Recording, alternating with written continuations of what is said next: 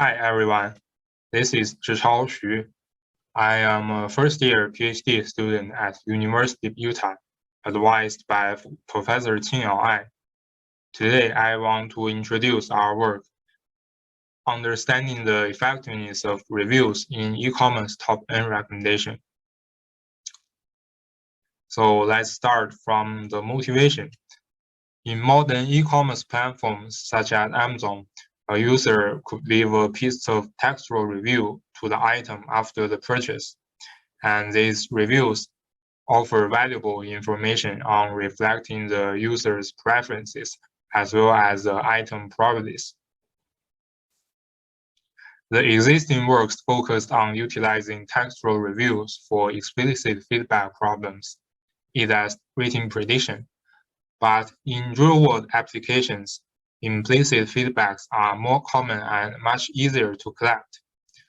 In e-commerce applications, we pay more attention to the implicit feedbacks, such as whether the user will click the item or add it to the cart. To briefly summarize our work, we aim to study the usage of textual reviews in the task of e-commerce top-end recommendation. We adapt several state-of-the-art review-based rating prediction algorithms to make them suitable for the top-end recommendation task, and compare them with existing top-end recommendation algorithms from both performance and inference speed. Here, I want to introduce some prior knowledge so that we can have better understanding about the background of the problem. So the existing recommendation system research can be broadly classified into two tasks: explicit feedback problems, where the user explicitly expressed her affinity towards a candidate item, such as a movie rating system, and implicit feedback problems, where the user's behavior implicitly shows her preference, such as she clicked one item instead of the other one. In rating prediction, the usage of textual reviews has been extensively studied. Various models such as phrase-level sentiment analysis, topic model, and more sophisticated neural models have been proposed to extract information effectively from textual reviews and predict the rating scores. But in implicit feedback tasks, the usage of textual reviews are not fully explored. There are several reasons behind this. The first is the interact or not decision is also affected by lots of other factors, such as item price and delivery speed, etc. Also, in ranking tasks, deploying complex neural models will significantly slow down the inference speed, which is in contradiction to the requirement of real-time response.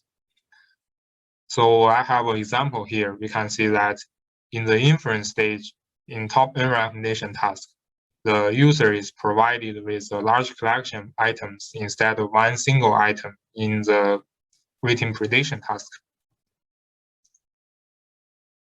Due to the noises in the textual data, it's actually hard for the review-based models to capture the user preferences and item features effectively. And these reviews may also contain some information that contradicts the user's purchase view. I have a meme here. We can see that after carefully reading all the reviews, this couple decided not to purchase anything in the end. So now let's talk about the task itself.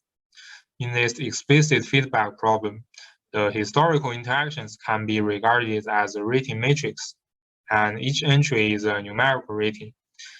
In implicit feedback problem, the historical interactions are represented as a 0-1 matrix, and each entry indicates whether the user has interacted with the item or not. In rating prediction, each user and item has a corresponding review history composed of several pieces of reviews. Given a user-item pair, The task is to predict the corresponding rating. So the objective function is usually the pointwise MSE loss. In the top N recommendation task, given a large collection of items, the task is to predict which item the user is likely to interact. And the objective function here is often the pairwise BPR loss or hinge loss. In our work, we actually adapt the review-based rating prediction task to top N recommendation by modifying the objective function from the pointwise MSE loss to the pairwise BPR loss. As for the recognition models, we mainly use 3 categories of models. The interaction-based models only use the interaction history between the users and the items. In text as regularizer models, the user and item latent factors are regularized by the textual review information. Here, HFT uses latent Dirichlet topic model, and GRL uses the paragraph vectors.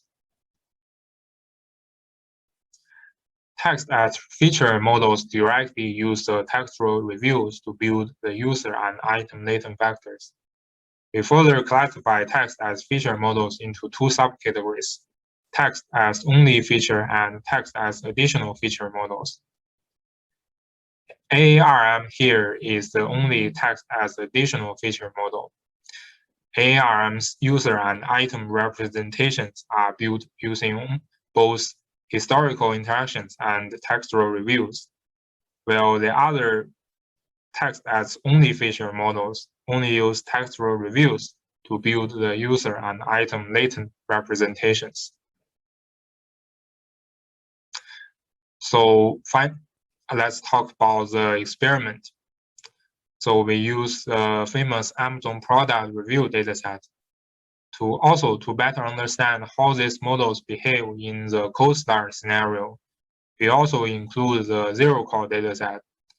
So in the end, we use 3 categories and 6 sub-datasets in total. Also, to reduce the time complexity, we use a 2-stage retrieval and re-rank strategy. This is also try to mimic the multi-stage recommendation system that has been widely deployed in the industry. We use top N recognition performance using the hit rate and NDCG, and we also keep track of the inference speed in addition to the recognition performance. In table 1 here, we show some experiment results. Here are basically 3 points. Matrix factorization has about the same performance as generalized matrix factorization. This actually suggests that in sparse datasets, such as Amazon product review, generalized matrix factorization is not significantly better. Besides, JRL outperforms HFT here. This suggests that paragraph vector is better in capturing the information from textual reviews than the Dirichlet topic model in this specific task. And AARM performs the best in text as feature models. The other text as only feature models fail to outperform the vanilla matrix factorization. This may suggest that textual reviews need to be combined with interaction history to actually deliver very good performance. So overall, JRL significantly outperforms all other models. Only AARM is close in terms of the performance. Here in table 2, we show the inference speed. We can see that text as feature models are significantly slower in the inference stage because of their complex neural architectures. Some of them model the user and item interactions dynamically, and thus we cannot use a 2-tower structure to reduce the inference time cost. And overall, text as realizer models seem to reach a better balance between the performance and inference speed. Here we come to the conclusions of our work. The first point is rating prediction and top-end recognition are intrinsically different tasks. The existing model designs cannot be migrated directly. The second point is building user and item representations using only textual data cannot deliver good performance and can be quite slow in the inference stage. But if used wisely, for example, text as realizer models, textual data can be quite helpful in the implicit feedback tasks. Here is a reference of these slides. And here we come to the question and answering part.